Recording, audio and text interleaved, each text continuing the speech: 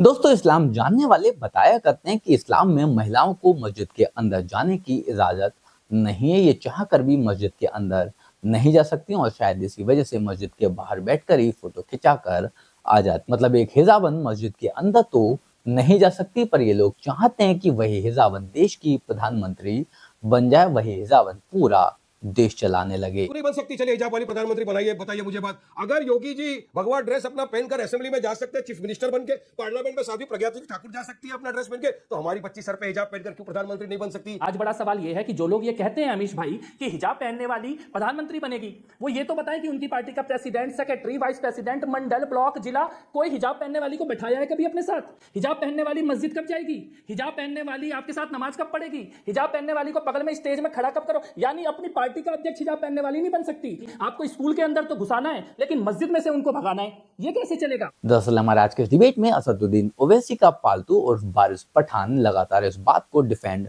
कर रहा था कि क्यों इस देश की प्रधानमंत्री कोई हिजाबन नहीं बन सकती। कभी हिजाब की तुलना पगड़ी से करने लगता था, तो कभी कलावे को और तिलक को बीच में ले आता था, जिसको लेकर पहले कपिल मिश्रा ने और बाद में रिजवान अहमद ने इससे जमकर मजे लिए। बाकी क्या हुआ हमारे आज के इस बहस में, इस डिबेट में, आप खुद देखिए। कपिल मिश्रा, क्या आपको लगता है आज जो बड़ा सवाल न्यूज 18 में हम खड़ा कर रहे हैं कि हिजाब हमारा है लेकिन हिंदू वोट में बंटवारा है, क्या आपको लगता है कि बीजेपी इस लाइन को टो करना चाहती है? नहीं, बीजेपी इस लाइन को टो करना चाहती है कि ये लाइन बोली किसने? ये लाइन टीएमसी के नेता ने बोली। इस देश में मुसलमानों का वोट ले लो और हिंदुओं को जातियों में बांट दो। ये कौन करता है? कौन सी पार्टियां ये कहती हैं जाट ये हो गए, यादव ये हो गए, ये फलाना वो हो गए, ढिकाना वो हो गए, ब्राह्मण इधर हो गए, दलित इधर। हिंदुओं की जातियों की तो बात सबने करी, मुसलमानों की जातियों की बात किसने करी? क्या मुसलमानों में जातियां नहीं होती? 73-74 तरह की जातियां होती हैं। पिछड़े मुसलमानों की बात कोई नहीं करता, औरतों की बात कोई नहीं करता। मुस्लिम औरतों के हक की बात पहली बार किसी ने की तो भारतीय जनता पार्टी। तो हिंदुओं को बांटो और मुसलमानों को इकट्ठा करो, और जब जब हिंदू बटे तब तब हिंदू कटे। ये कौन करता है? किसकी यह राजनीति होती है? यह सवाल उनसे पूछना चाहिए जो डंके की चोट पे कह रहे हैं कि हम हिंदुओं को बांटने के लिए आए हैं, हिंदुओं को बांटने के लिए आए हैं। हिंदुओं की जातियों के नाम पे जिनकी पार्टियां चल रही हैं बरसों से, खाली जाति के नाम पे कोई एमवाई का कॉम्बिनेशन बना के बैठ गया, कोई किसी का कॉम्बिनेशन, और खाली जात के नाम पे मुसलमान का वोट लेके जिनकी राजनीति चल रही है, उनसे यह सवाल। लेकिन आज बड़ा सवाल ये नहीं है, आज बड़ा सवाल ये है कि जो लोग ये कहते हैं अमीश भाई कि हिजाब पहनने वाली प्रधानमंत्री बनेगी, वो ये तो बताएं कि उनकी पार्टी का प्रेसिडेंट, सेक्रेटरी, वाइस प्रेसिडेंट, मंडल, ब्लॉक, जिला, कोई हिजाब पहनने वाली को बैठाया है कभी अपने साथ? हिजाब पहनने वाली मस्जिद कब जाएगी? हिजाब पहनने वाली आपके साथ नमाज कब पढ़ेगी? हिजाब पहनने वाली को बगल में स्टेज में खड़ा कब करो? यानी अपनी पार्टी का अध्यक्ष हिजाब पहनने वाली नहीं बन सकती। भारत की प्रधानमंत्री बनाने के लिए सब पहले मस्जिद में जाने का अधिकार दे दो। ये बोल दो कि हिजाब पहनने वाली साथ में मस्जिद जाएगी, हिजाब पहनने वाली साथ में नमाज पढ़ेगी। आपको स्कूल के अंदर तो घुसाना है, लेकिन मस्जिद में से उनको भगाना है, ये कैसे चलेगा? महिलाओं के हक को आप केवल तालिबानी कोड में डिफाइन नहीं कर सकते हैं। भारत में महिलाओं जी, तो मेरा यह कहना है कि हिंदुओं को बांटने की और बांटने के बाद काटने की, ये पिछले 70 साल से ज्यादा का इतिहास है। अफगानिस्तान का, पाकिस्तान का, बांग्लादेश का, भारत के बंटवारे का, यह भुलाया नहीं जा सकता है। जी वारिस पठान, हिंदू वोट में बंटवारा है और बाकी सब हमारा है, इसके अंदर हिजाब भी आता है और सब कुछ आता है। क्या आपको लगता है कि आप कहानी को बढ़ाना चाहते हैं आगे? और योगी आदित्यनाथ ने बोला कि गजवा हिंद तो हम नहीं चलने देंगे। प्रधानमंत्री ने मोदी ने बोला कि आप हिंदू वोट को अगर बांटना चाहते हो तो किसका वोट इकट्ठा करना चाह रहे हो? देखिए अमीश भाई, आज दिल बड़ा दुखद हो गया एक वीडियो देखकर कि कर्नाटका के अंदर एक मुस्लिम महिला जो टीचर थी वो गई वहां पर, तो उसको रोका गया वहां गेट के बाहर, उसको पहले हिजाब निकलवा गया, फिर उसका बुरखा उतरवा दिया, वहां पर रस्ते में सबके बीच ह्यूमिलेशन किया। तो ये बहुत दुखद बात है कि महिला, हमारे देश की नागरिक, वो वहां पर गई, तो उसके बाद इस तरह की घटना की। तो आज बीजेपी वाले तो खुश हो रहे हैं कि देखिए हमने किस तरह से मुसलमान महिला का एक इस तरह से ह्यूमिलेशन किया। शेमलेस एक्ट है। मैं कहना चाहूंगा मोदी जी जब बड़ी बड़ी बातें करते हैं, बेटी बचाओ बेटी पढ़ाओ, तो इस तरह का आप करेंगे। और वहीं पर अगर कोई हमारी हिंदू बहन सब माथे पे टीका लगाकर और गले में मंगलसूत्र पहनकर जाएगी, तो क्या उसको रोकेंगे? क्या कोई हमारा सरदार भाई सर के ऊपर टर्बन बांधकर अगर वहां इंस्टीट्यूशन में चला जाएगा तो क्या आप उसको रोकेंगे? और यूनिफॉर्म तो बच्चियों के लिए था ना, बच्चियों के लिए इंटरिम स्टे दिया है, ये तो टीचर थी। तो किस तरह की नफरत फैलाई जा रही है? अमीश भाई, हम तो चाहते हैं कि हमारी बच्चियों को पढ़ाए, हम चाहते हैं कि हमारी बच्चियों के सर पे हिजाब हो, एक हाथ में कुरान हो, एक हाथ में संविधान हो हिंदुस्तान का, एक हाथ में किताब हो, कलम हो, और वो पढ़ लिख कर अच्छी एक पत्रकार बने, एक डॉक्टर बने। आप कुरान के सहारे, जो कुरान में लिखा नहीं है, हिजाब का सहारा ले रहे हैं, लेकिन आप किताब की बात नहीं कर रहे, आप शिक्षा की बात नहीं कर रहे। आपके लिए शिक्षा महत्वपूर्ण नहीं है, हिजाब महत्वपूर्ण हो गया। मैं तो क्या कहा, शिक्षा की तो बात कर रहा हूं, आपने सुना नहीं क्या? मैंने कहा हमारे सर पे हिजाब हो हमारी बच्चियों के, एक हाथ में तो मेरा सवाल आपसे है, हिजाब जरूरी है, शिक्षा जरूरी है, साथ में और कलम हो, देश की प्रधानमंत्री बनेगी इंशाअल्लाह ताला एक दिन। बड़ा अमीश ही भाई, खूबसूरत हमारी वीडियो आज बच्चियों में मैंने भी कोई कमी है देखा। क्या? उस एजुकेशन में खूबसूरत ठीक है, अब वारिस पठान, अब सवाल, क्यों नहीं बनेगी देश की नहीं, प्रधानमंत्री? आप इंशाअल्लाह। देश का इंदिरा गांधी जी प्रधानमंत्री बन बनाइए, इस सकती देश के तो तो हमारी राष्ट्रपति बच्ची भी रह लिए, बनेगी, इस देश के तो राष्ट्रपति भी रहे, इस देश के राष्ट्रपति भी अकलियतों से रहे कि नहीं रहे? आप देश का प्रधानमंत्री भी बनाइए, लेकिन बिल्कुल, आपको हम चाहिए यही हिजाब चाहते वाली हैं प्रधानमंत्री, कि संविधान वाली प्रधानमंत्री नहीं चाहिए आपको? क्यों नहीं बन सकती? चलिए हिजाब वाली प्रधानमंत्री बनाइए। बताइए मुझे बात, अगर योगी जी भगवा ड्रेस अपना पहनकर असेंबली में जा सकते हैं, चीफ मिनिस्टर बनके, पार्लियामेंट में साध्वी प्रज्ञा सिंह ठाकुर जा सकती है अपना ड्रेस पहन के, तो हमारी बच्ची सर पे हिजाब पहनकर क्यों प्रधानमंत्री नहीं बन सकती? क्या ऐसी बात है? अरे बनेगी इंशाअल्लाह ताला, लेकिन आप ये नफरत फैलाना छोड़ दो भाजपा वालों। रिजवान अहमद, प्रधानमंत्री मोदी का एक बयान आया, उसके बाद कांग्रेस ने बोला देखिए ये तो मुद्दे को भटकाना चाहते हैं, और ये प्रधानमंत्री ने खुद बयान नहीं दिया, उन्होंने कोट करके दिया। टीएमसी ने के एक बड़े नेता ने यह बयान दिया कि हम सिर्फ इसलिए आए कि हिंदू वोटों का बंटवारा हो जाए और बीजेपी गोवा में हार जाए।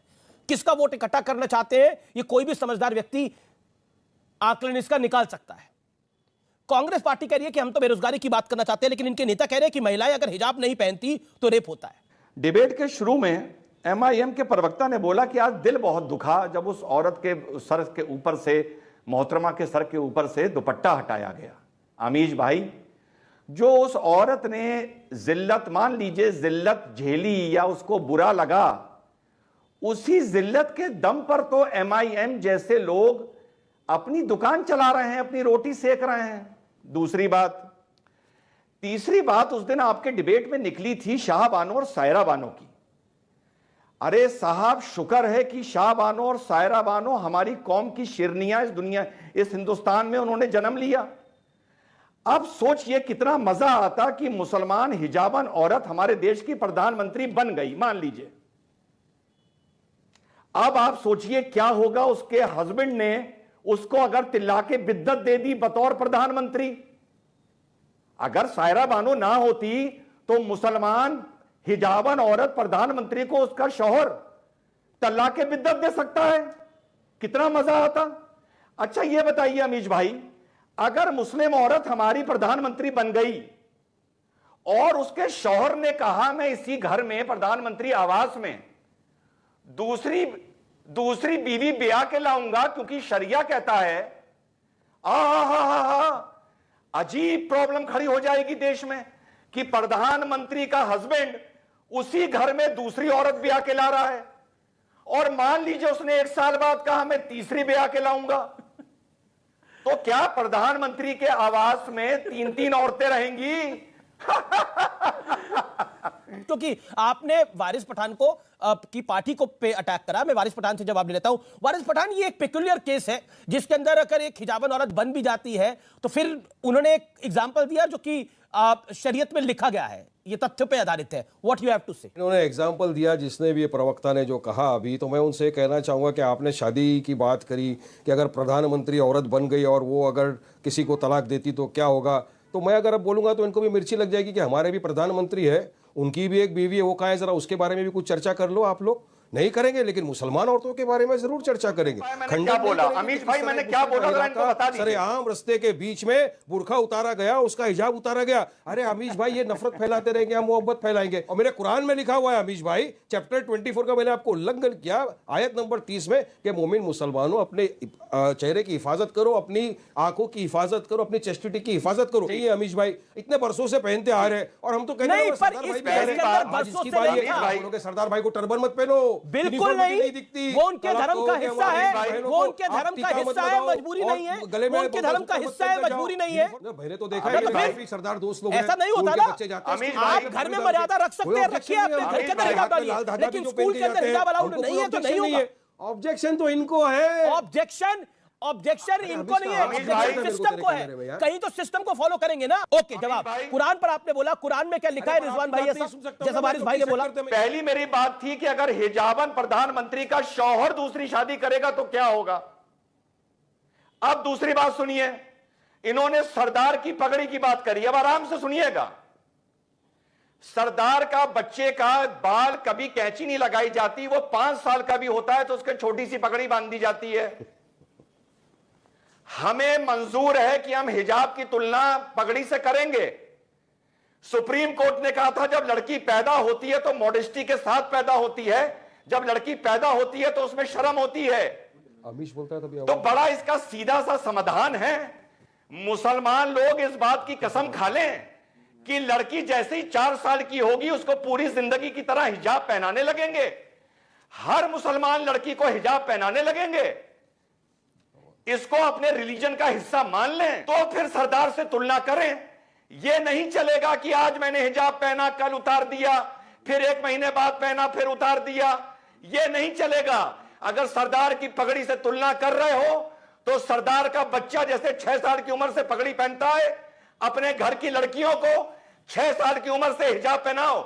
इन लोगों का दोगलापन ये है कि ये लोग अपनी पार्टी का अध्यक्ष किसी भी हिजाबन को नहीं बनने देंगे, ये अपनी पार्टी से किसी भी सांसद को या फिर विधायक को हिजाबी नहीं होने देंगे। ये चाहते हैं कि वहां पर सारे के सारे मर्द बैठे रहें, पर ये राजनीति करने के लिए बयान इस तरह के दिया करते हैं जैसे किस तरह की वुमेन एम्पावरमेंट को ये लोग लाना चाहते हैं, किस तरह के वुमेन एम्पावरमेंट को ये लोग प्रमोट कर रहे होते हैं, जबकि असलियत में ये सिर्फ और सिर्फ ओछी राजनीति कर रहे होते हैं, क्योंकि ये लोग हिजाबी को प्रधानमंत्री तो छोड़ो अपनी पार्टी का अध्यक्ष भी नहीं बनने देंगे। ये चाहते हैं कि इनके घर की औरतें घर के ही अंदर बंद रहें, हिजाब के अंदर बंद रहें, बुर्के के अंदर बंद रहें, बस वोट पाने के लिए हिजाब को लेकर इस तरह के बयानबाजी करते रहते हैं। बाकी आप लोग इस बारे में क्या सोचते हैं, कमेंट कर जरूर बताएं। जल्द मिलते हैं किसी नए वीडियो में नए टॉपिक के साथ, तब तक गुड बाय, नमस्कार, जय हिंद।